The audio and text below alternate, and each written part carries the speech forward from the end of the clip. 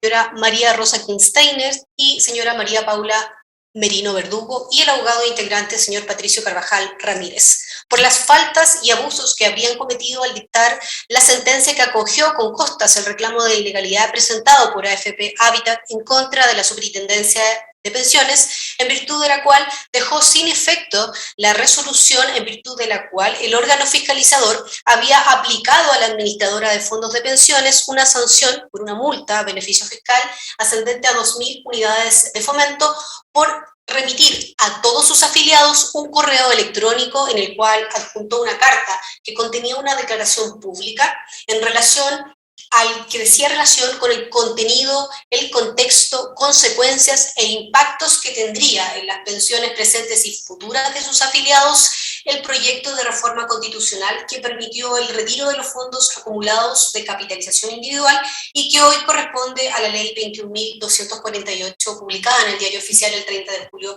del año 2020.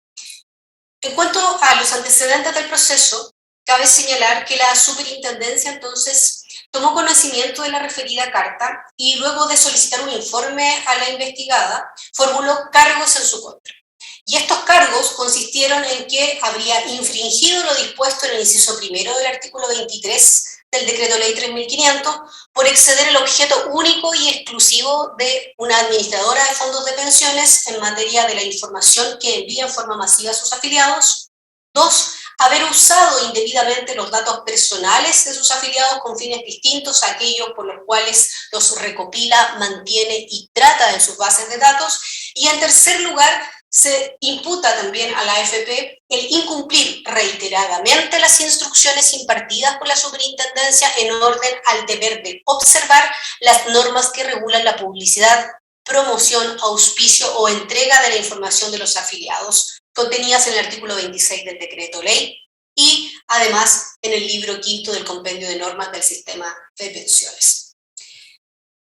La AFP entonces, al evacuar su descargo, sostuvo que lo que se le reprocha en realidad son 5 frases que transcribe respecto de la carta misma, pero de la cual resume en lo pertinente a este arbitrio, que dice que en cada uno de esos frases y de los cargos que se formulan, en realidad solo dicen relación con un fin informativo, aclaratorio y educacional para con sus afiliados, indicándoles, dice, el alcance, las consecuencias y repercusiones que tendría el proyecto de reforma constitucional, tanto en términos generales y particulares, razón por la que sostiene que no podría configurarse de manera alguna un carácter publicitario o promocional, como se lo imputa por parte de la superintendencia, y mucho menos que estaba fuera de su giro. Por el contrario, señala que aquí se cumple con su objeto exclusivo, que es justamente otorgar y administrar las prestaciones y beneficios que establece el decreto ley, informando y educando correctamente a sus afiliados. Precisa que las aseveraciones, además, expresadas en su carta, refieren en definitiva a situaciones que han sido correctas, respaldadas por las autoridades de la época y además destacados economistas, sin perjuicio que también el superintendente de pensiones también lo había señalado en su momento. De manera que no solo se trata, dice, de emitir juicios o algo similar, sino que se trata aquí de una constatación de hechos ciertos, válidos y reconocidos, por lo que mal puede ser, dice, una información que induzca error, confusiones o interpretaciones inexactas para sus afiliados, especialmente si se consideran los negativos efectos que tendría para las pensiones estos retiros previsionales. Siguiendo esta misma argumentación, expresa que no comprende cómo, en ese sentido, entonces, el uso de los datos podrían catalogarse como indebidos, toda vez que la carta tenía un foco y un sentido informativo sobre los asuntos netamente previsionales, con el fin de aclarar el impacto de dicho proyecto tendría entonces en las pensiones. Manifiesta que conforme a los artículos 1 y 19, número 12 de la Constitución Política, el Estado reconoce y ampara a los grupos intermedios a través de los cuales se organiza y estructura la sociedad, y en los que entonces estaría garantizado para ellos también una adecuada autonomía para cumplir sus fines específicos. Y en este entendido, entonces, dice, se resguarda su derecho a la libertad de expresión. Hace presente que se debe entender en especial consideración también el artículo 9 de la ley 19.628, desde que no sea usado de manera indebida tampoco los datos personales de sus afiliados, porque justamente se utilizaron para uno de los fines por el cual fueron recolectados. Esto es, informarlos respecto de las situaciones que afectan o podrían afectar los fondos previsionales.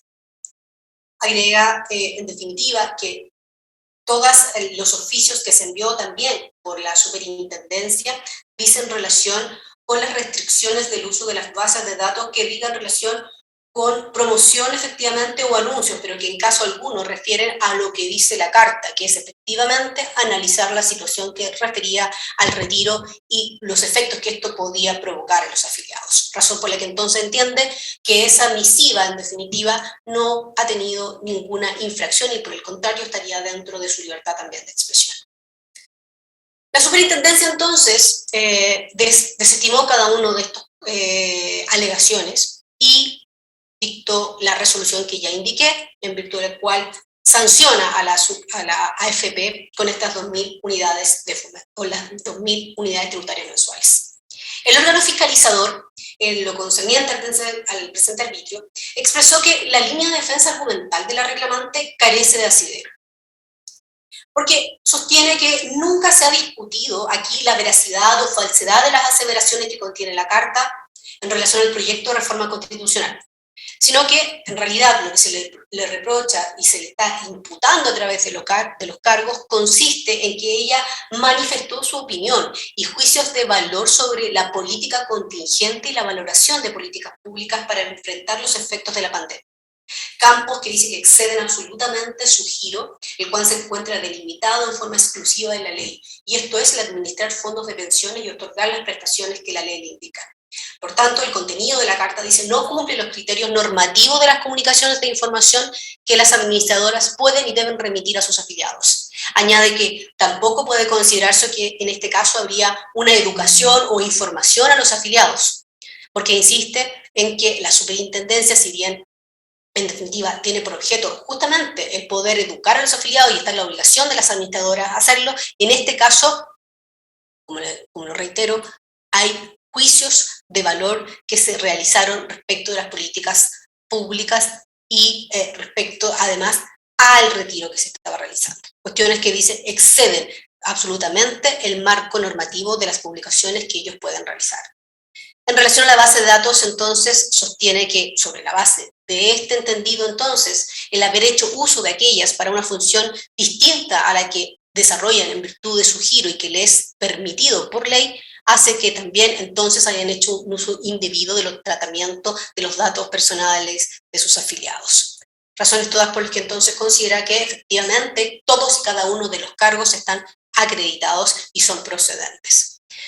Sobre la base entonces de estas decisiones que se reclama judicialmente por parte de la AFP y en su reclamo, él vuelve a reiterar en definitiva sus descargos expresando que la recurrida, en definitiva, le ha impuesto de forma inconstitucional e ilegal, dice, una sanción que coarta gravemente su derecho a informar a sus afiliados sobre temas previsionales, concretamente respecto de los efectos que tendría la ley que permitió el retiro del 10% de sus cuentas de capitalización. Dice que esto transgrede el artículo 19, número 12 de la Constitución Política, así como también los tratados internacionales sobre la materia que han sido suscritos y ratificados por Chile.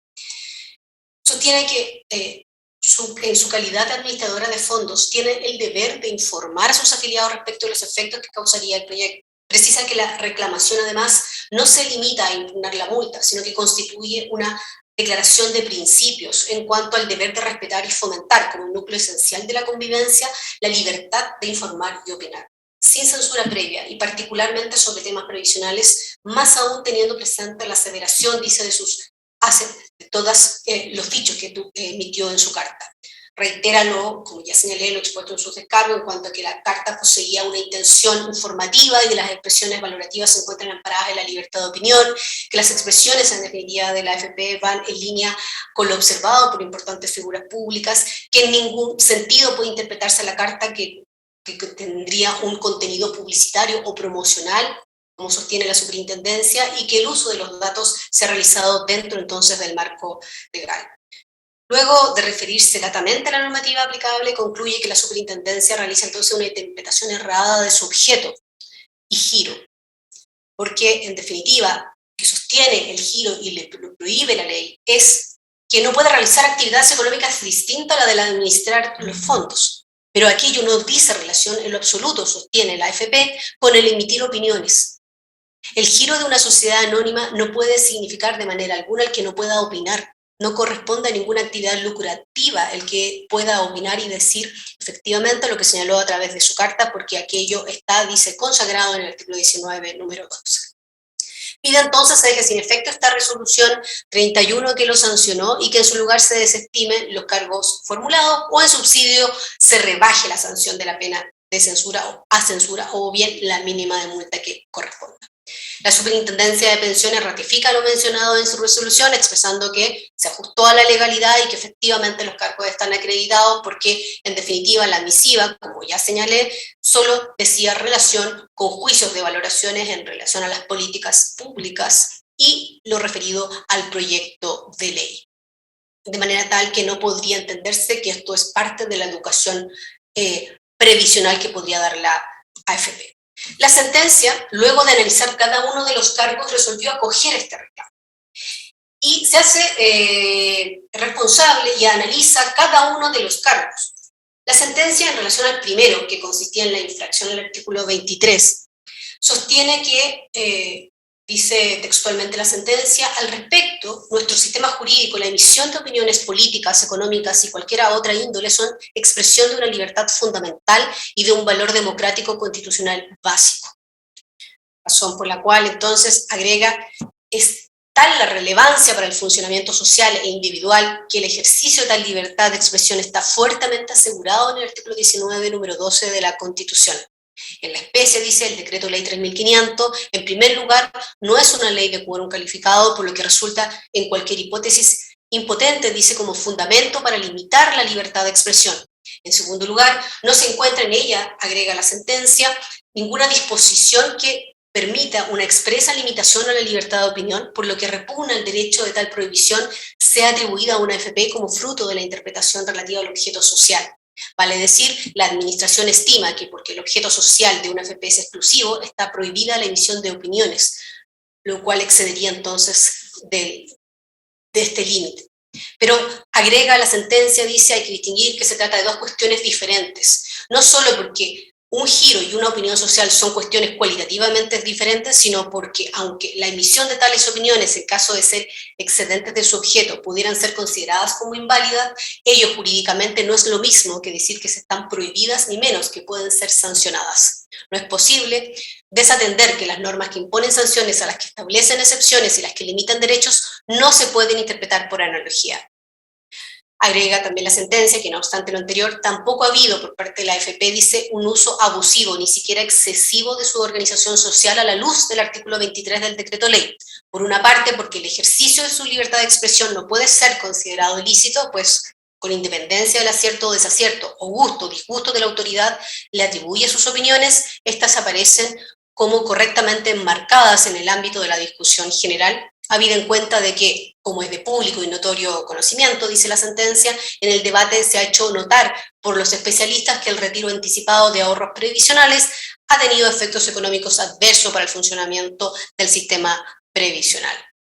Sin embargo, dice, para esta Corte es especialmente relevante que la advertencia de la AFP a sus cotizantes en una comunicación circunstanciada a ellos y que por lo tanto no tuvo fines de propaganda, sino de información básica y sensible al público estrictamente interesado, sea considerada como exorbitante al objeto social.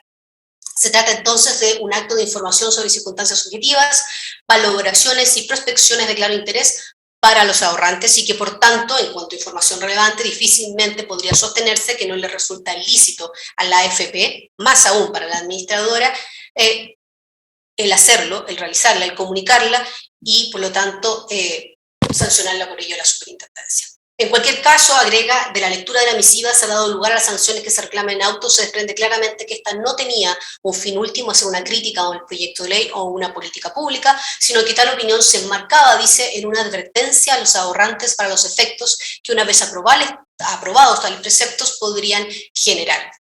Luego se hace cargo también de la segunda imputación, y en este caso simplemente dice que no se observa vulneración alguna en las comunicaciones personalizadas, en que no se revela de manera identificable datos de ningún tercero. Latamente también la sentencia se hace cargo de ello y luego, en último lugar, agrega que la última imputación dice, aunque sin mencionar una sola norma de derecho concreto sobre la que se funda esta infracción, la superintendencia arguyó que los hechos descritos constituyen una conducta reiterada y contumaz de la AFP de incumplimiento de normas de instrucción que regulaban la información al público de las administradoras podían efectuar. Esto, dice, no es una verdadera imputación, pues carece de la determinación de las conductas y de las normas en que se funda. Es totalmente improcedente y resiste mayor análisis. Razón por la cual también entonces dejan sin efecto ese cargo. La quejosa entonces, sobre la base de esta sentencia, dice que hay 7 elementos respecto a los cuales habría falta y abuso grave. Estas son, primero, la contravención formal, dice el artículo 23 y 26 del Decreto Ley 3500, puesto que dichas normas, dice, a diferencia de lo expuesto por los jueces recurridos, sí contemplan instrucciones relativas a la publicidad de las actividades de las administradoras. Explican que en realidad las AFP son sociedades anónimas especializadas cuyo giro único es otorgar y administrar las prestaciones y beneficios que establece el Decreto Ley 3500. Sobre la base, entonces, de esa limitación, da cuenta que ellos lo que tienen es en sus manos el deber de la administración de la seguridad social, un deber constitucional respecto del cual entonces es obligatorio para ellos tener limitaciones, y dentro de esas limitaciones estaría justamente la libertad de expresión, que no puede ser cualquiera. De hecho, estos artículos 23 y 26 expresamente, dice el Consejo de Defensa del Estado, estarían limitando la posibilidad que pueda emitir alguna opinión que diga relación diversa con ese objeto. Así agregan al inciso segundo del artículo 26, entonces el Decreto Ley 3500, en ejercicio de su potestad, la superintendencia también, dice, instruyó en el libro quinto, título tercero, letra C, respecto de la publicidad y normas generales del compendio de normas del sistema de pensiones, en que las administradoras deberán velar porque toda publicidad e información que entregue o induzcan interpretaciones inexactas sobre la realidad de la AFP, ni acerca de los beneficios, pensiones o prestaciones que les corresponde otorgar en conformidad a la ley, y que no deberán desviar, dice, la atención de los trabajadores de lo que es relevante respecto de sus fondos previsionales. Por lo tanto, sostiene aquí, todas estas normas dan cuenta que, a diferencia de lo que sostiene la sentencia, sí existía una limitación, y esa limitación se centra justamente en su giro. Hace un lato análisis, además, de la normativa del 19, número 12.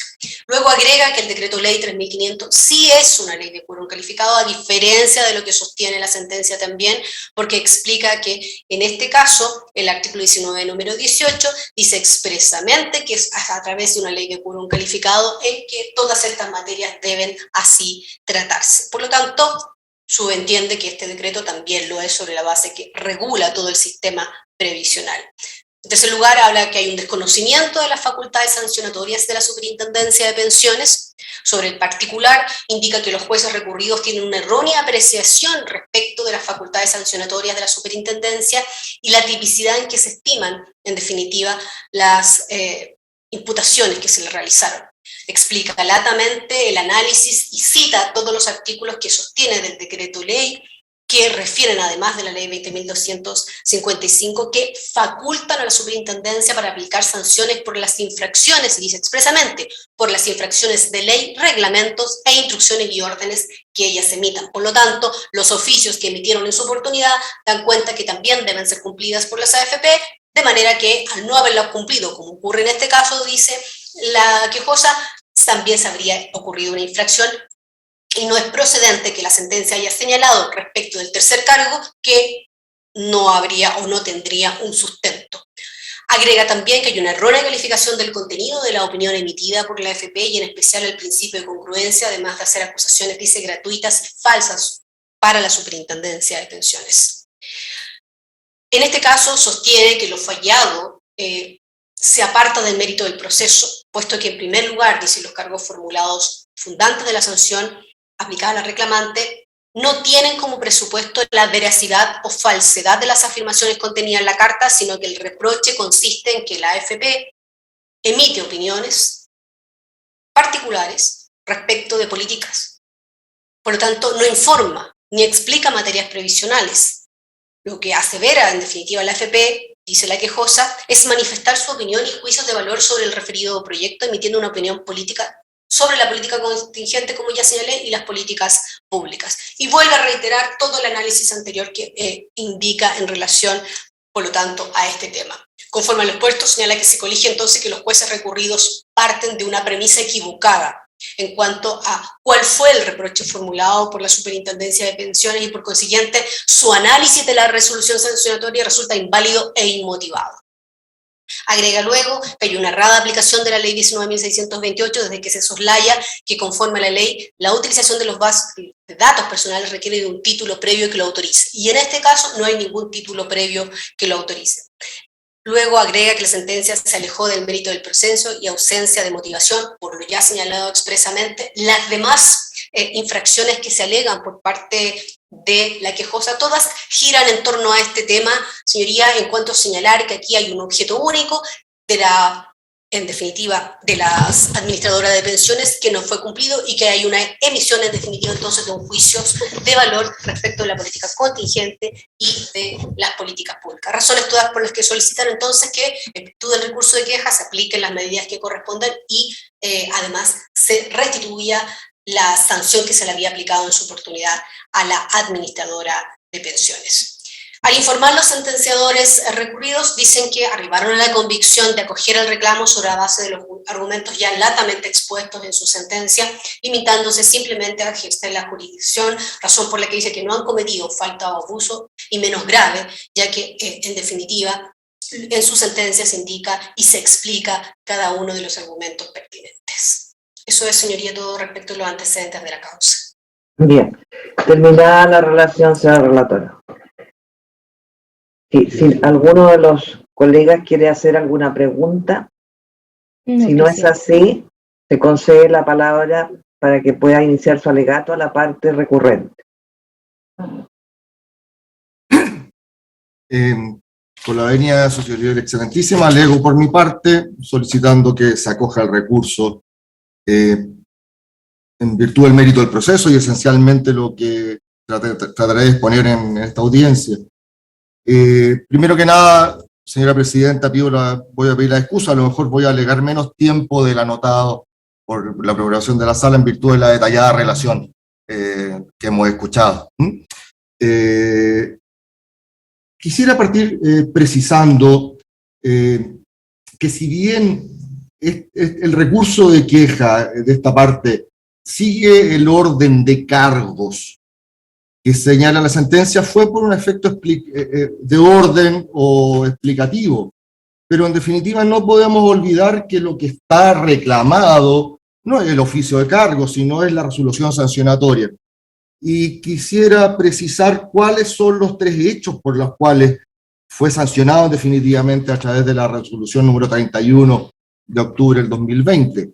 Uno, porque, señala la Superintendencia de Pensiones, si me permite, señora presidenta, excedió su giro exclusivo, infringiendo de ese modo el inciso primero del artículo 23 y los incisos primero y segundo del artículo 26, ambos del decreto ley 3500 de 1980.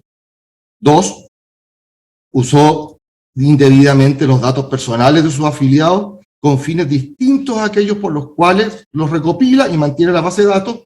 Y tres, los números solo los estoy colocando yo, incumplió reiteradamente las instrucciones impartidas por la superintendencia. Esos son los tres hechos y el sustento normativo de la sanción de 2.000 UF que se da. ¿Y por qué se aplica esta sanción? Se aplica esta sanción porque AFP Habitat envió una carta usando la infraestructura y los datos de sus afiliados a todos sus afiliados, más de 1.200.000, sin su autorización, en que comentaba el proyecto de ley del retiro del 10%. Y ello, señoría, se le sanciona, como se explicará, porque excede el marco jurídico de lo que puede informar, manifestar, opinar o no una AFP a sus afiliados. Aquí hay una libertad de expresión restringida, como se explica. Pero para entender esto esencialmente hay que ver cuál es la carta que tanto la AFP como el fallo dictado por los ministros recurridos, señalan que es informativa, educativa, incluso vaticinadora. Es una carta de 8 párrafos, de una plana, apócrifa, pero enviada desde AFP Habitat, no está firmada suscrita por ninguna persona natural, en que esencialmente critica el proyecto de ley. Pero ¿cuál es el tenor de la crítica? Dice, la votación de la Cámara de Diputados, señora Presidenta, si me permite, que aprobó la idea de legislar un proyecto de reforma constitucional que permitía al afiliado retirar el 10% de su ahorro previsional, solo puede ser considerado un error histórico. Esa es la información previsional. Agrega la carta que la de hoy fue una votación ideológica, que no considera el impacto a las personas que los impulsores de este proyecto dicen ayudar. La crítica. Lo anterior deja en evidencia, señala, continúa la carta, que a diferencia de lo que se ha intentado hacer creer a la opinión pública, no busca ayudar a las personas necesitadas, sino destruir el sistema previsional, sin importar el costo. Esa es la imputación que se hace a los impulsores de este proyecto. De materializarse esta reforma, será un duro golpe a las futuras generaciones que deberán financiar las pensiones que retiren su ahorro.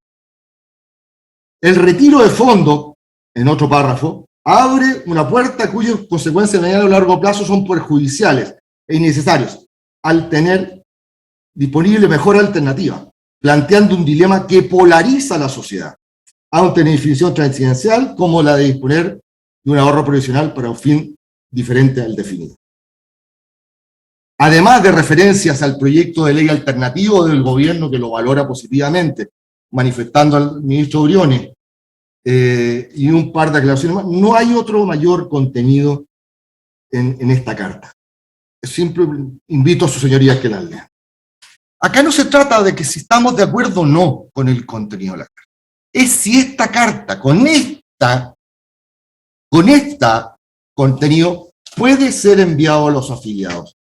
Y eso no es posible. Frente a esta carta, señoría, no entendemos cómo el fallo estima que esto no era una crítica. Textual, dice el fallo. Esta no tenía por fin último ser una crítica a un proyecto de ley, a una política pública. Si esto no es una crítica a un proyecto de ley, una política pública, no entendemos qué es. Tenemos que hay falta de abuso también en el fallo. Cuando se afirma judicialmente que manifestar que un proyecto de ley no busca ayudar a las personas, sino destruir el sistema provisional sin importar el costo, no constituye una crítica a un proyecto de ley y lo considera educativo. Afirma el fallo, señoría.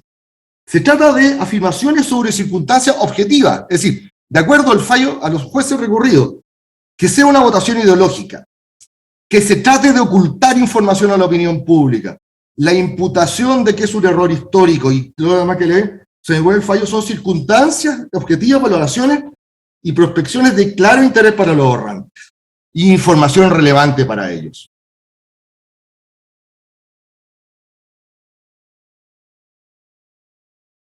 No sé cuál será la información objetiva que hablar de polarización de la sociedad, de cuál será la información previsional que tiene que ver con una calificación de ideológica, de ocultación, de polarización de ayer.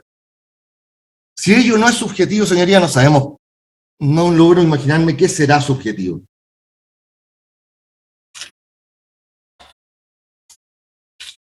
No obstante todo ello, señala que estos 6 párrafos del fallo cumplen funciones de educación previsional, en el mismo considerando octave. Más grave aún que los jueces se apartan del mérito del proceso. Y señalan que, independiente del acierto, disgusto o gusto, las afirmaciones aparecen correctamente enmarcadas en el ámbito de discusión general. Y más encima, indica el fallo que el retiro anticipado previsional ha tenido efecto económico adverso para el funcionamiento del sistema previsional, en el exacto sentido anunciado por la Carta a los afiliados. ¿Cuál es el exacto sentido de la carta de afiliado? La vaticinación, que hay una ideología que se intentó ocultar. Acá no se trata de que pueda tener razón o no la opinión política. Quizás en muchas partes personalmente la podemos compartir, pero se trata de que esta información no corresponde que la haga una entidad de objeto exclusivo, restringido, en cuya libertad de opinión está restringida por ley de quórum calificado. Las opiniones se formulan en otra parte.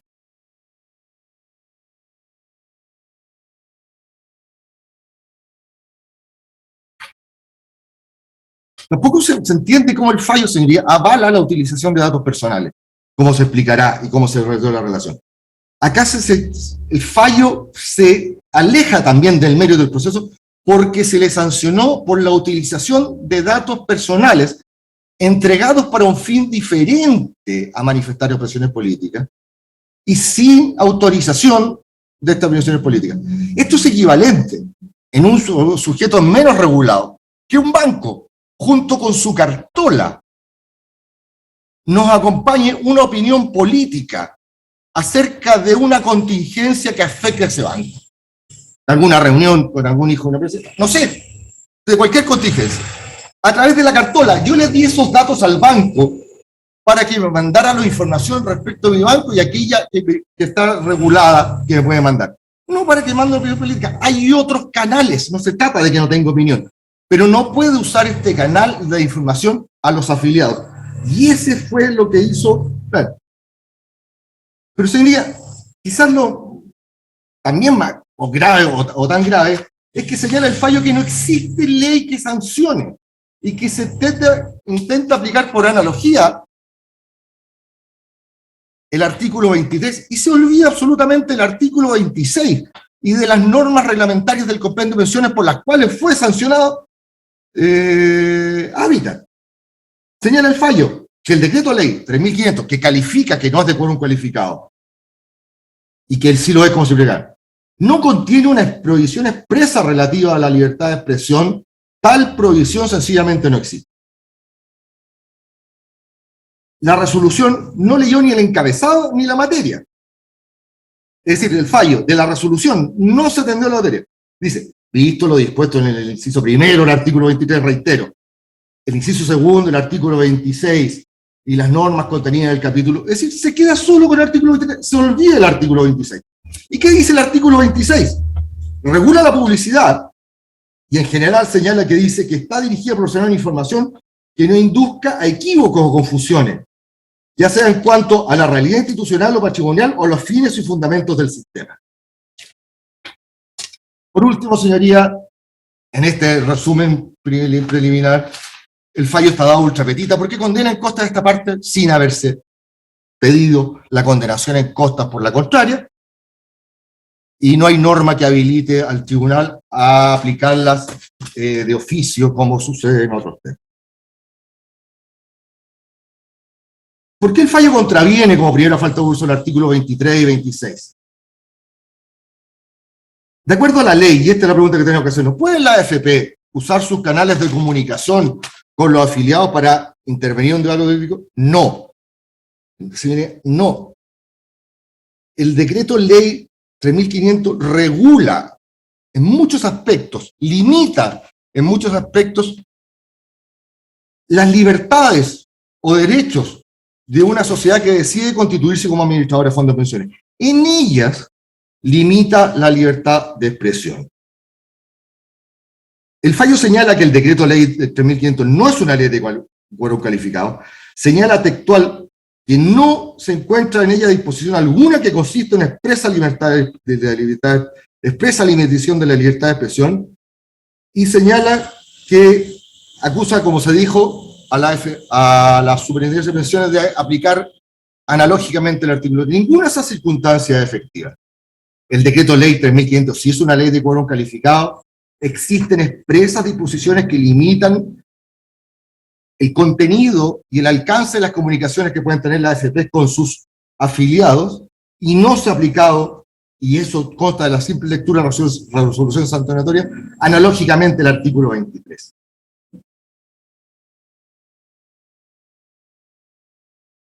Y el artículo 26, ese segundo, es claro, no lo voy a leer de nuevo, señoría, pero regula precisamente cuál es la información que puede informar a su afiliado.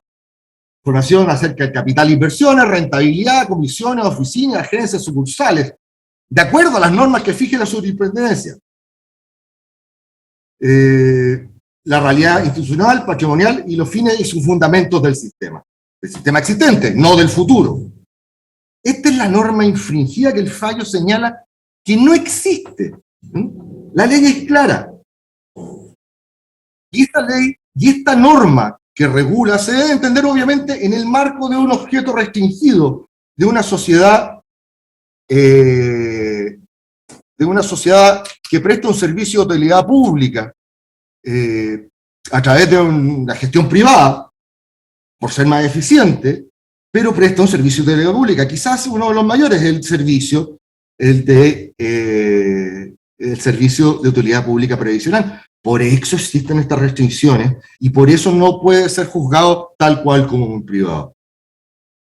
La norma reglamentaria, el título tercero, el libro quinto, el compendio norma, habilitado por el artículo 26, señala que las comunicaciones no deberían desviar la atención de los trabajadores, deberán velar por todo y publicación que entreguen no induzca a interpretaciones inexactas y la publicación deberá ajustarse a la verdad. Esto dentro del marco restringido. Y al haber mandado la carta existe una desviación, por eso sanciona de este objeto restringido que tiene la AFP. Es un derecho de expresión, la AFP, cualquier AFP tiene un derecho de expresión calificado o restringido, tal cual como tienen, por ejemplo, los bancos, las empresas farmacéuticas respecto a la publicidad de los casinos, las concesiones carcelarias, las bolsas de valores, los corredores, etcétera, los administradores de fondos de garantía. Pero además esto ha sido reconocido, la existencia, vigencia y la norma por AFP Habitat. Señoría, si uno ingresa a la página web de Habitat y va al final de esa página web y aprieta en política de divulgación y transparencia, se abre un PDF en cuya página 6, página 9,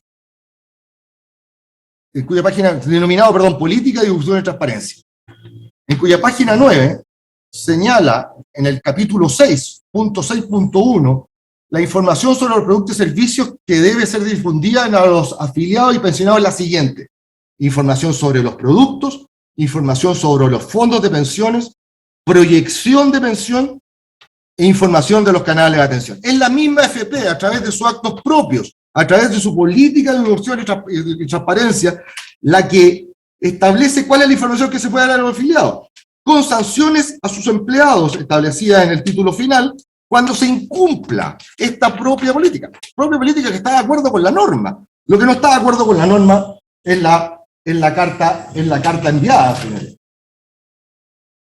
Lo mismo, por ejemplo, ha hecho en presentaciones judiciales, por ejemplo, en el rol 51863, cuando se discutía información que se le exigía a la AFP Habitat, invocó el artículo 26 como cuál es la información que debe dar a los afiliados para negar otra información. Rol, 51863-2020, un escrito firmado por don Teodoro Ramírez Puyol. Y así, ¿por qué es lo correcto? Lo correcto es afirmar que esta carta cumple los parámetros de la ley. Señoría, sostener que el decreto ley 3500 no es una ley de quórum calificado y por tanto no puede limitar la libertad de expresión es otra falta de abuso. Sabemos que el artículo 19, número 2 de la Constitución señala que se puede restringir o limitar la libertad de expresión, y así se entiende, por una ley de quórum calificado. Pero la misma Constitución, el artículo 19, número 18, inciso segundo, señala que las leyes que regulan el ejercicio de este derecho relativo a la seguridad social serán de quórum calificado. Y así se ha entendido por el legislador en cada una de las modificaciones que ha sufrido el decreto ley 3500, en que se han respetado las normas de quórum calificado. Porque esta es nuestra ley provisional. Y cada una de las reformas que ha sufrido parlamentarias se respetan los quórum de la ley, los quórum de ley de quórum calificado, perdón. Y además sí lo entendió su teoría excelentísima en diferentes fallos.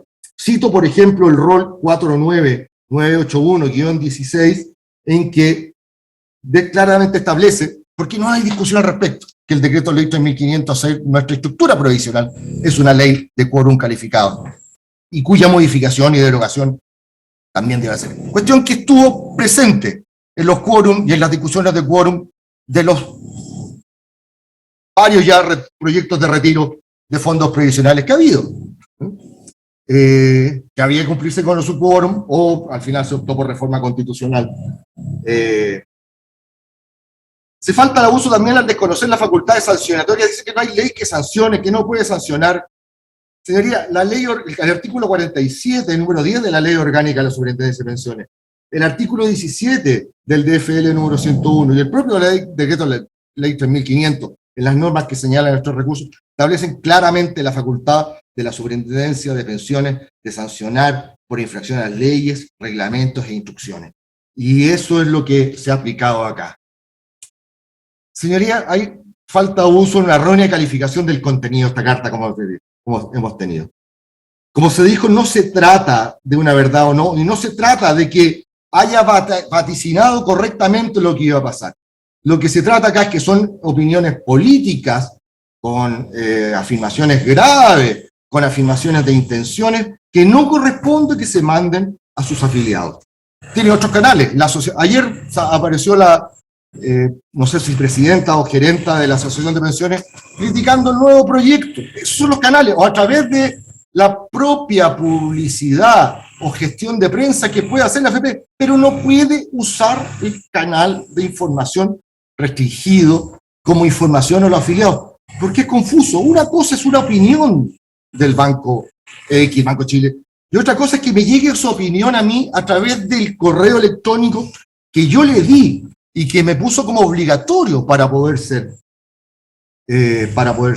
No es que la AFP no tenga opinión, sino que su opinión a través de su registro restrictivo a sus afiliados está regulada en la ley. Artículo 23, artículo 26 y las demás señaladas. Respecto al segundo cargo, siguiendo de orden, hay una rara aplicación de la ley 19.628. Señala que no sea el fallo, que no sea invadido la privacidad, pero no se le sanciona por eso. El artículo 4 de la Ley de Tratamiento de Datos señala que el tratamiento de datos solo puede efectuarse cuando esta ley u otras disposiciones legales lo autoricen y el titular consienta en ello. ¿Para qué consintió el titular al dar su correo electrónico? Para la información previsional, no para...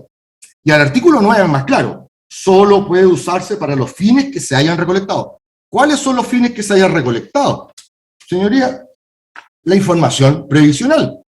Todos los formularios de toda la AFP, como dato obligatorio, hasta el de Hábitat, sacado también de la misma formularia, exigen colocar el correo electrónico. La misma AFP Hábitat, cuando me pide suscribirme informativos, señala que seleccione aquellos informativos que me interesa recibir en su mail. ¿Cuál es la información que me va a dar? Cartola mensual, cuartolas trimestrales y liquidación de pensión. Ese es el objetivo que dice AFP Hábitat para sus pensiones. Lo mismo está en su política de protección de datos personales. Acá se utilizaron los datos personales dados por un público cautivo, porque es el público de la AFP, todos tenemos que cotizar una AFP. Podemos elegir entre algunas, pero tenemos que cotizar una AFP. Damos nuestros datos para que nos llegue información previsional, no para que nos llegue información política. Y esa es la infracción, atendido el tenor de la carta, que no es educativa ni explicativa. Las AFP están en una posición de asimetría respecto del afiliado. Mantienen información reservada respecto del afiliado, mantienen su gestión de fondos de manera reservada, que está bien que así sea. Pero esta asimetría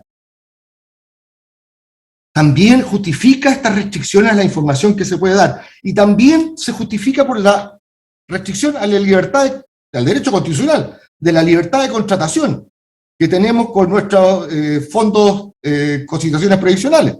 Es decir, y que es parte de una política pública. Y esto es una contradicción, es una compensación de derechos, porque también los afiliados tienen limitados sus derechos y no se puede informar. Respecto al tercer cargo, infracciones reiteradas, señala el fallo, en un argumento de autoridad, que esta no es una verdadera imputación, carece de determinación de la conducta y de las normas en que se funda. Señoría, basta leer la resolución para señalar que se funda en la resolución, en las normas que facultan a la Superintendencia de Pensiones para sancionar. Basta leer la resolución, que la resolución identifica uno por uno cuáles son los ordinarios que dejó de cumplir en este mismo sentido AFP Habitat. El ordinario 20.734, ahí está explicado los motivos, de agosto del 2016. El ordinario 24.69, también de agosto del 2016. El ordinario 16.307, de julio del 2017. El ordinario 17.614, todas instrucciones. De agosto del 2019. El ordinario 7.204, de abril del 2020. Y por último, esta carta que era una infracción contumaz a todas esas instrucciones señalándole a AFP Habitat que no podía exceder en la información que se daba los límites que establece la ley y el reglamento. Por último, señoría, también constituye una falta de abuso que se haya condenado esta parte en costas, dándose una sentencia en este aspecto accesorio de la sentencia, otorgándose en ultra petita lo que detalla y ejemplifica la falta de prolijidad del fallo. Es grave que el fallo asevere, señoría, también terminando, que no es procedente en una sociedad democrática que la administración sancione a un administrado por no estar de acuerdo con sus políticas.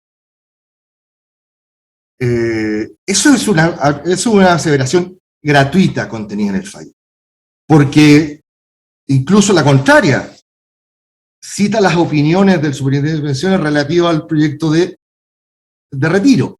Es decir, aquí no se trata de que no estemos de acuerdo o no, en ningún caso, con lo que opinó, sino de que no se puede opinar ahí. Pero que esa imputación, que no fue parte de la discusión, que la contraria de buena fe jamás la hizo, porque no tiene relación con los hechos, sino quizás lo contrario.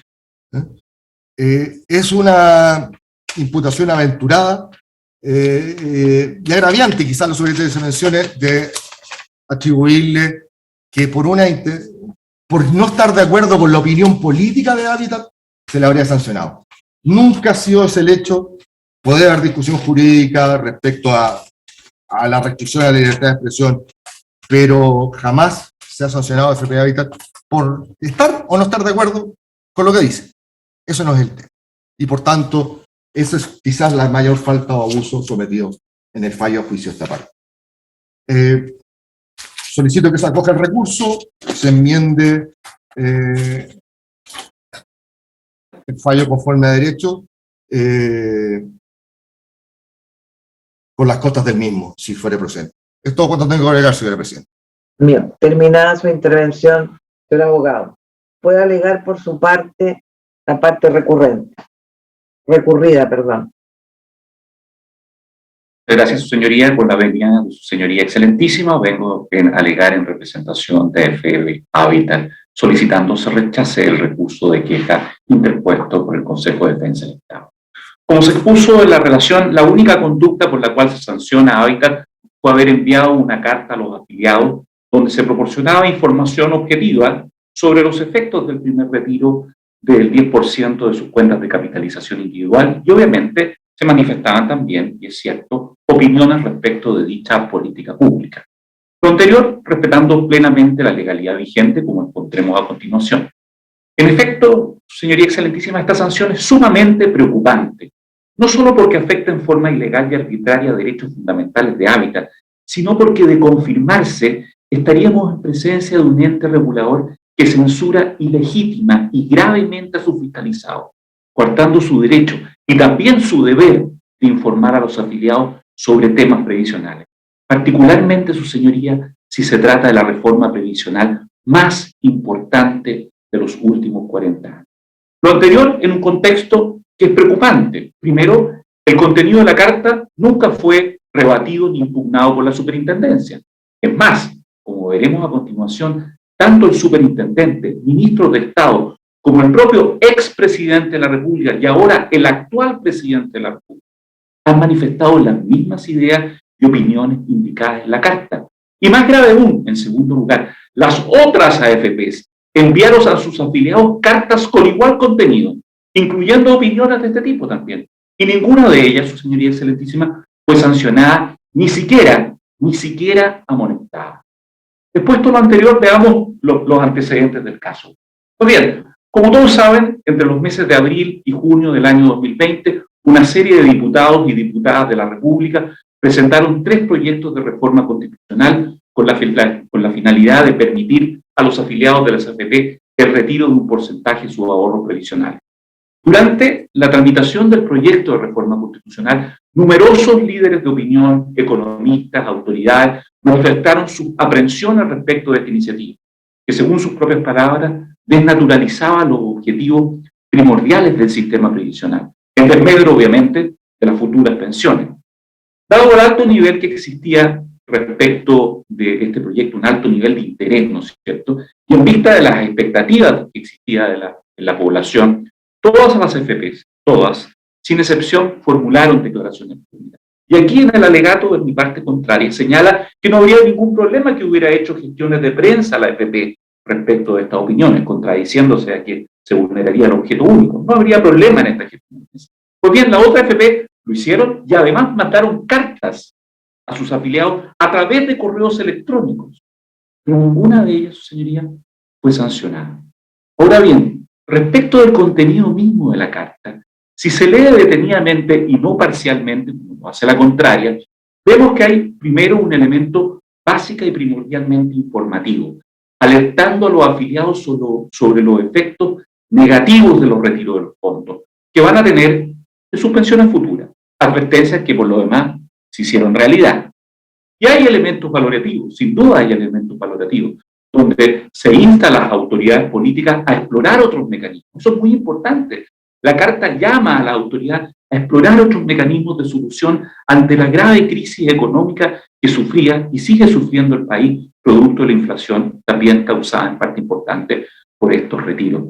Y obviamente se calificó de ideológica el proyecto porque estuvo más allá de los intereses reales de las personas que clamaban por ayuda, pero no perjudicar sus fondos de pensiones. Pues bien, 5 días después de esta carta, el 14 de julio del 2020, en una entrevista en Radio Cooperativa, el superintendente de pensiones, señor Osvaldo Macías, tuvo palabras durísimas para referirse al proyecto de reforma constitucional que autorizaba el primer retiro del 10% de los fondos previsionales. El señor Macías dijo, por ejemplo, el proyecto es absurdo y contraintuitivo.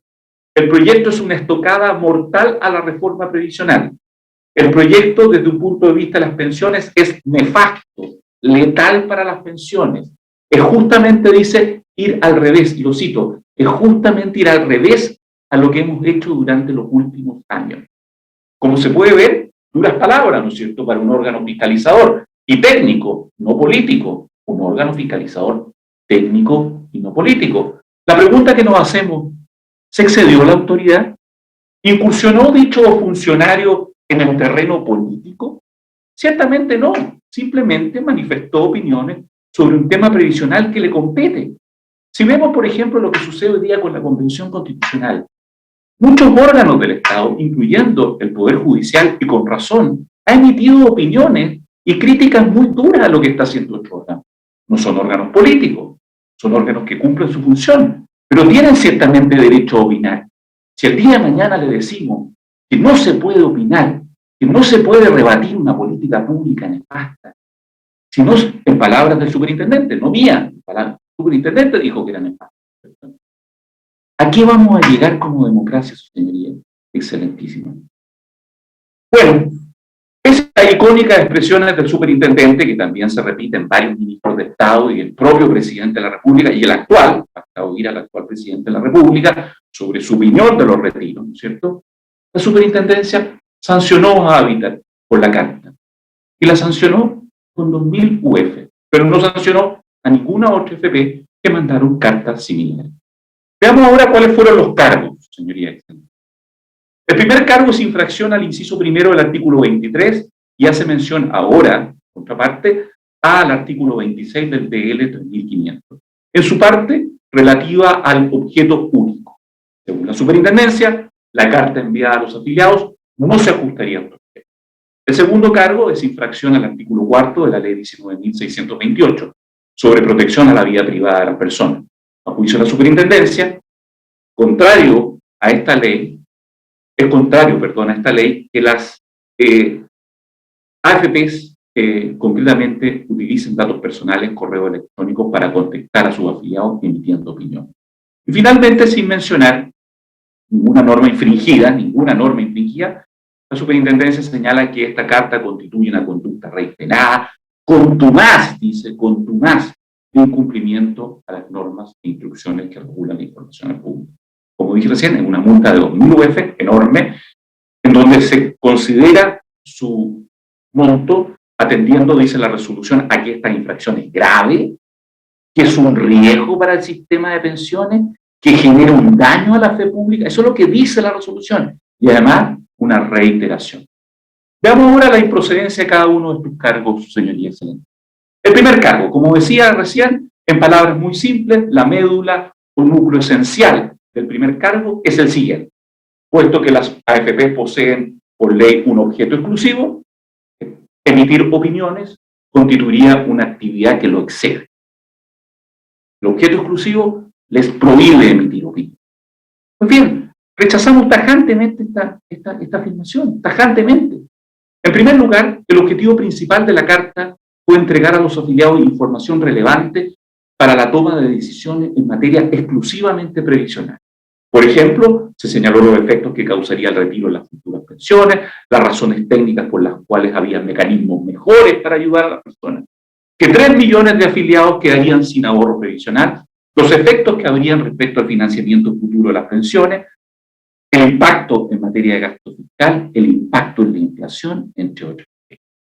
Evidentemente, esta carta no buscaba inducir a los afiliados a adoptar una u otra decisión, y tampoco tenía por objeto promocionar o hacer una actividad publicitaria, que es lo que regula el decreto de ley 3500, como veremos a continuación.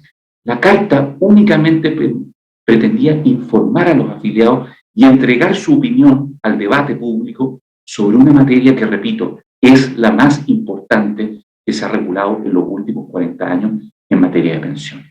En segundo lugar, y diría muy importante, porque aquí quiero rebatir directamente a mi contraparte, el compendio de normas del sistema de pensiones tiene una mención amplia y que en buena medida deja al criterio de las FP la determinación de la información previsional que entregará a sus afiliados.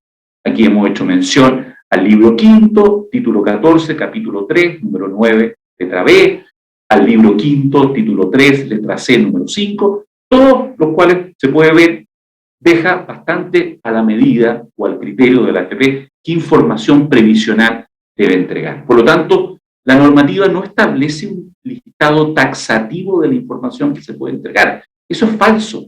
No hay un listado taxativo, ni tampoco en la página web, sino que simplemente se dice qué va a informarse, pero la normativa no establece un listado taxativo que informar. Por ello, a menos que se encuentre expresamente prohibida una situación, que no es el caso, por eso hay que ir a una prohibición expresa, que repito, no es el caso, las AFP ciertamente están autorizadas para enviar aquellas comunicaciones que son relevantes para su actividad previsional. Y por cierto, el retiro es una situación muy relevante. La única limitación que establece esta normativa, y que no se dijo en el alegato de la contraria, es que la información no conduzca a errores o equívocos. Esa es la única limitación. Por ende, la normativa deja en buena manera a criterio de la AFP informar sobre materias previsionales. No hay un listado taxativo de qué información puede entregarse, por lo tanto no hay una prohibición expresa a esto, y la única prohibición es genérica y que es que la información proporcionada no conduzca a errores o equívocos. Pues bien, en la especie nada de lo dicho es erróneo o equívoco. El mismo superintendente tuvo epítetos aún peores para la reforma y ciertamente no estaba induciendo errores, creo, ¿no es cierto?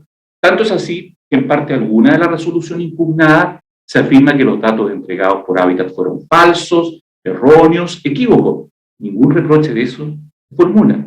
De hecho, el tiempo ha dado la razón a lo que expuso Hábitat en esa carta y así entiendo se ha ido reconociendo en el alegato de la contraria e incluso el nuevo gobierno también así lo ratifica. Para ir más lejos, señoría, si se mira incluso en detalle de la reforma constitucional, la misma impuso a todas las AFP la obligación de informar a los afiliados sobre el impacto asociado al retiro. Entonces, no estamos solamente hablando de una libertad de opinión, sino que estamos hablando que la misma reforma impuso obligaciones de informar sobre los impactos asociados al retiro. Por esta razón, nos resulta completamente insólito que Hábitat haya sido sancionada incluso por cumplir con un mandato que estaba en la reforma constitucional.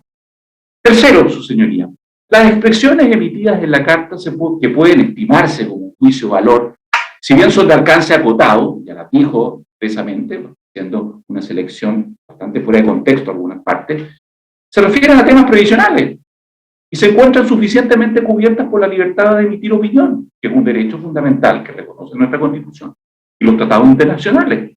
Por ello nos parece inaceptable el argumento del Consejo de Defensa del Estado, en el sentido que este derecho le estaría vedado a la AFP, o bien que de ejercerse, como dijo en su alegato y como dice la superintendencia, debe ser únicamente a través de la asociación de AFP, ignorando la libertad de afiliación. Este derecho, su señoría, no está vedado a nadie, solo está limitado en ciertos casos especiales que el regulador lo dice expresamente, o la Constitución, como es el caso de las Fuerzas Armadas, que son no deliberantes, y no es un requisito para ejercerse formar parte de una asociación gremial, su señoría.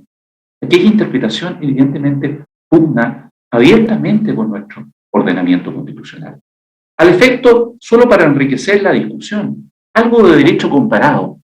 En el common law, y particularmente en Estados Unidos, señoría, se ha reconocido largamente el derecho de las sociedades a sostener posiciones corporativas, en lo que se denomina el corporate speech, e incluso a profesar, determinados idearios políticos o legislativos, que es lo que se llama en el derecho anglosajón el advocacy. De hecho, hay dos sentencias emblemáticas en la Corte Suprema de los Estados Unidos, que es el caso Berkeley versus Valeo y el caso First National Bank of Boston, un banco, citando los ejemplos de la contraria, un banco versus Belloni, son fallos de la Corte Suprema de los Estados Unidos que ratifica el derecho de las sociedades a emitir opiniones, incluso si son políticas. En cuarto lugar, respecto al argumento relativo al objeto social único, queremos hacer presente varias cosas aquí, señorías.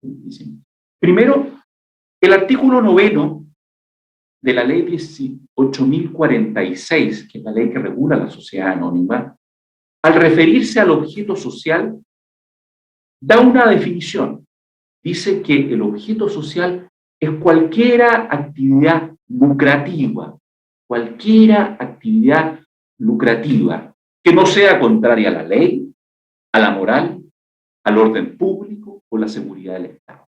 Ciertamente se excedería del objeto social único Hábitat si, por ejemplo, comenzara a emprender otras tareas lucrativas, como lo define expresamente la ley. Y los jueces tenemos que estar, y las personas, a la definición que da la ley. El objeto es actividades lucrativas. Sin embargo, emitir una opinión no constituye ni podría constituir nunca el giro de una sociedad anónima, porque no es una actividad lucrativa, ni mucho menos una actividad lucrativa para Hábitat. Es simplemente su derecho constitucional. Por ello, en Chile, las sociedades no tienen dentro de su objeto social opinar, y por cierto que opinan algunas, y nadie lo ha reprochado. Por eso mal podría decirse que cuando una sociedad emite opinión, lo hace porque lo permite su giro. No tiene nada que ver. Como dice el fallo recurrido, la superintendencia confunde los planos. Claramente confunde. Una cosa es opinar como derecho constitucional y otra cosa es el giro, desnaturalizando, en esta interpretación, obviamente, la esencia de la libertad de expresión. En quinto lugar, su señoría, decimos que el artículo 19, número 12 de la Constitución señala que para castigar opiniones se requiere de una ley especial de quórum calificado que caracterice el delito o abuso. Pues bien, a nosotros nos surge la pregunta, ¿cuál es la ley de quórum calificado en cuestión? Se ha dicho en estrado, por la contraria, que es el decreto ley 3500, que es una ley de quórum calificado, pero ¿dónde está la norma en el decreto ley 3500 que específicamente, aprobada con un quórum de ley de quórum calificado, sancione un abuso o falta o delito contra la libertad de expresión? El decreto de ley 3500, señoría, es una norma que regula temas de seguridad social, no regula las opiniones que deben dar las entidades, ni las faltas o abusos que se cometen en virtud de ello. Por lo tanto, aquí no hay una ley de quórum calificado que sancione como delito o abuso manifestaciones relativas a la libertad de opinión. Por esa simple razón, su señoría excelentísima, no existe marco normativo para esta sanción. Y finalmente, respecto del primer cargo, su señoría, pero no por eso menos importante, debe tenerse en consideración que los afiliados también tienen derecho, y así lo reconoce la reforma constitucional en su texto, de conocer la opinión de la AFP, a la cual ha confiado su ahorro durante toda una vida, respecto a un proyecto de reforma tan importante. Nos parece extraño que no fuera así. O sea, ¿cómo la administradora de fondos de pensiones, que ha administrado por décadas los fondos previsionales, no va a tener una opinión? ¿Y cómo, si la tiene, la superintendencia la va a coartar? Señoría, para nosotros esto es absolutamente inadmisible y sería realmente un grave precedente aceptar una sanción de este tipo.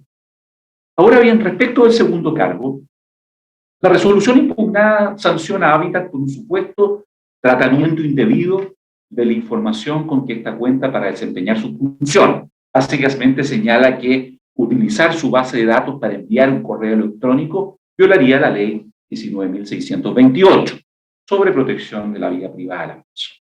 Al respecto, rechazamos tajantemente, su señoría, esta afirmación y estos cargos. En primer lugar, para que exista una vulneración a la ley 19.628, la jurisprudencia ha sido categórica de que debe existir algún grado de afectación al bien jurídico protegido, básicamente la intimidad y la vida privada de las personas, como destaca la jurisprudencia sistemática en esta materia. Y la propia sentencia recurrida, la ley 19.928 protege el núcleo duro de la intimidad, con el objeto de evitar, dice los fallos, intrusión indebida y maliciosa en asuntos privados, causando, y este es el tema esencial, causando sufrimiento o daño al afectado, causando sufrimiento o daño al afectado. Y así quedó plasmado en la historia fidedigna de la ley 19.628. En la especie, yo recomendaría a la superintendencia leer a los profesores Brandeis y Warren en su monografía The Right of Privacy, que es un texto de consulta obligatoria en el derecho constitucional comparado en estas materias, en donde dice categóricamente, y lo citamos en nuestro recurso, las comunicaciones privadas no transgreden la esfera de la intimidad de las personas. Por ende, mal podría ser una carta, un correo electrónico, una afectación grave, dañina, como protege el bien jurídico esta ley, a la vida privada de las personas. En segundo lugar, apelando al sentido común, su señoría excelentísima, la carta fue enviada por correo electrónico. Es difícil pensar que una breve misiva que aparece en la bandeja de entrada de un afiliado puede constituir una afectación significativa a la esfera de la privacidad. Como he dicho, la jurisprudencia protege esta ley. Fue un correo además que no tiene ningún dato personal, no tiene información proporcional ni publicitaria, solo se refería, e insistimos, y perdón la vehemencia, a la reforma legal más importante que ha tenido el sistema previsional en los últimos 40 años.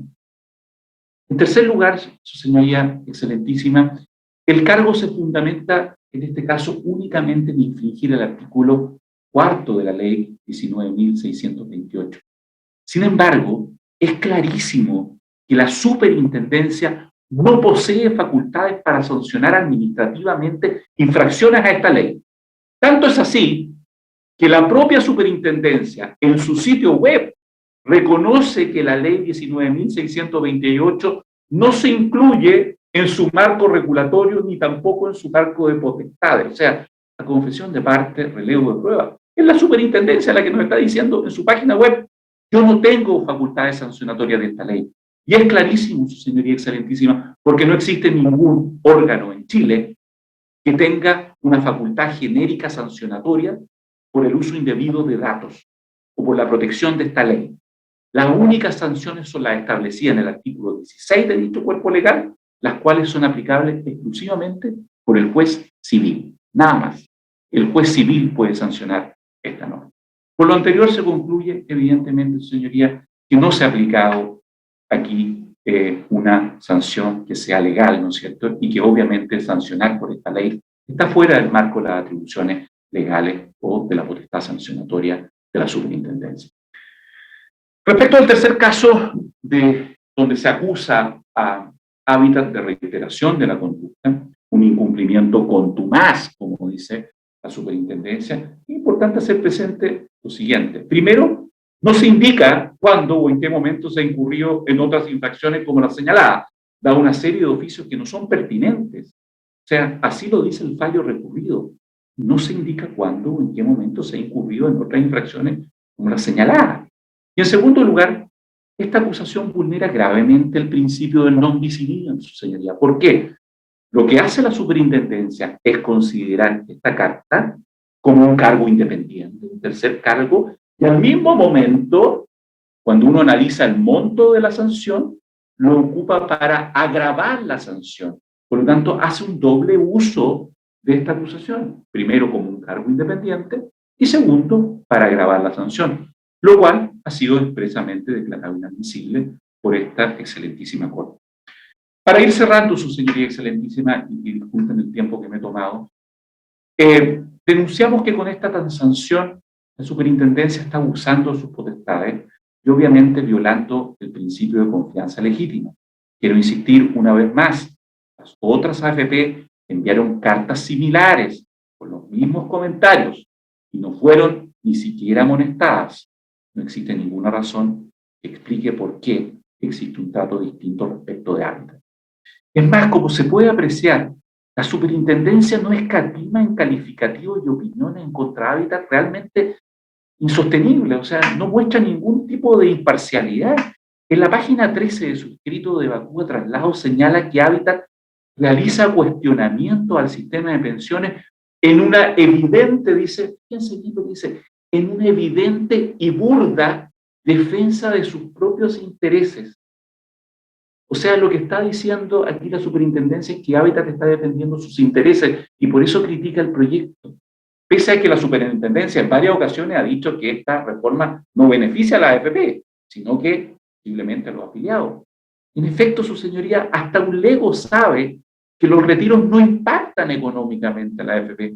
Las AFP cobran comisiones sobre la base de los ingresos, no sobre la base de los fondos administrados. E incluso podría considerarse que esta reforma benefició en algo a la AFP, porque les permitió liberar encaje. Por eso se trata de argumentación, señoría, bastante grave, sin fundamento, y que demuestran una grave falta de imparcialidad a nuestro juicio por parte de la autoridad. Finalmente, para terminar este alegato, algunas reflexiones respecto al fallo. Estamos ante un recurso de queja. La causal legal es falta y abusos graves. Falta y abusos graves. Ese es el estándar que nos exige la ley en este tipo de recursos. Sin embargo, el fallo de la Corte de Apelaciones, pronunciadas por la ministra María Rosa Steiner, Paula Merino y el abogado integrante Patricio Carvajal, sin duda no ha sido una falta y abuso grave. Es más, nosotros consideramos, y la doctrina está considerando hoy día, porque ha sido un fallo altamente comentado en el foro constitucional como un fallo positivo, es un fallo muy positivo para la libertad de expresión. Es un precedente muy importante y así lo están diciendo los profesores de Derecho Constitucional en las aulas. ¿Por qué? Porque este fallo ha señalado que el derecho a emitir opinión es un valor democrático y consagrado en la Constitución, garantizado a todas las personas, dice. También señala que las restricciones a la libertad de expresión son siempre de derecho estricto y que por lo tanto no pueden establecerse restricciones a esta libertad por analogía, como pretende hacer la superintendencia. ¿Por qué? Porque el decreto ley 1500 no ha establecido estas prohibiciones de abuso. Simplemente no existen en esta normativa. Por lo tanto, no pueden existir por analogía. También expuso que solo una ley de quórum calificado puede establecer sanciones de abusos por esta libertad de expresión. Y obviamente se refiere a que el decreto ley 3500 no en su completitud, sino que no tiene normas que restrinjan la libertad de expresión. Eso está diciendo. Tiene normas que restrinjan la libertad de expresión. Asimismo, este fallo es muy importante porque expone que el giro único de una FP no puede interpretarse como una limitación a la libertad de expresión, como una ley mordaza. Dice que son cosas cualitativamente distintas. Una cosa el giro y otra cosa limitar la libertad de expresión. Y lo explica muy bien en su considerando octavo. Por otra parte, el considerando octavo también dice que Hábitat tiene derecho a oponerse a una política pública, tiene derecho a manifestar su opinión, sobre todo si hemos demostrado ser dañina. Todo el mundo conteste de que ha sido dañina. Algunos dicen que fue necesaria, pero nadie ha podido desconocer que ha sido dañina para el sistema previsional y para los ahorristas. Finalmente, su señoría, en relación con este primer cargo, Hábitat, dice el fallo, sí cumple con una labor de educación previsional. Eso es lo que dice el fallo. Este era el fin último, y obviamente tiene que ver con lo que la misma reforma constitucional le exigió, informar respecto de. Hay un fin educacional, no cabe duda. Los efectos que mencionó se produjeron y nadie está en desacuerdo con eso. Y respecto al segundo fallo, también es importante que esta sentencia sienta un precedente, porque señala que aquí no hay una vulneración del núcleo duro de la intimidad, ni se causó dolor ni sufrimiento a nadie. No hay dolor y sufrimiento por recibir un correo electrónico. Si así fuese, yo tendría un sufrimiento terrible porque recibo, no sé, 15 spam al día. Sería una persona que no podría contenerme a mí mismo del sufrimiento que tengo, porque recibo permanentemente email que no quiero recibir. Pero la ley no está para eso. La ley habla de vulneración del núcleo duro, causar dolor, sufrimiento. Por eso los profesores Blanday y Barner dicen que este tipo de comunicaciones no son una violación esencial al núcleo duro de la intimidad y la vida privada de las personas. Y finalmente, insisto, este fallo hace ver que respecto del tercer cargo no hay una fundamentación, no hay una justificación. Dicho lo anterior, su señoría, y atendido que este es un recurso de queja en donde se establecen faltas y abusos graves, señoría, es evidente que debe ser rechazado y solicito imperiosamente y humildemente también en representación de FP Hábitat que se rechace este recurso de queja con costa. Muchas gracias, señoría. Terminada su intervención. Terminada la vista la causa y la audiencia. Buenos días, señores abogados. Buenos días, señor. Muchas gracias. Hasta luego. Buenos días.